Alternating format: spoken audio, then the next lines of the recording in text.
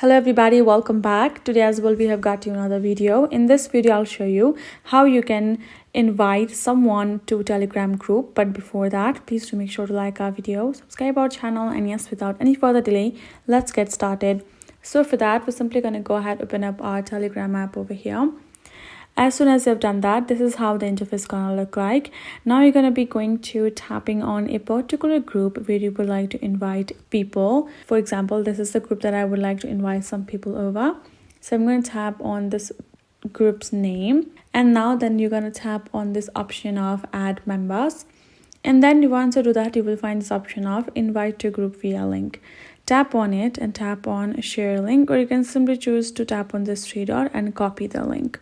Right, once you have copied the link, you can go ahead, paste it on any social media platform of yours or even the messages. Otherwise, tap on this option of share link. Now it will simply give you the people that you can invite to, and also gives you the option of video sharing. It's also give you all the names that you can share it to.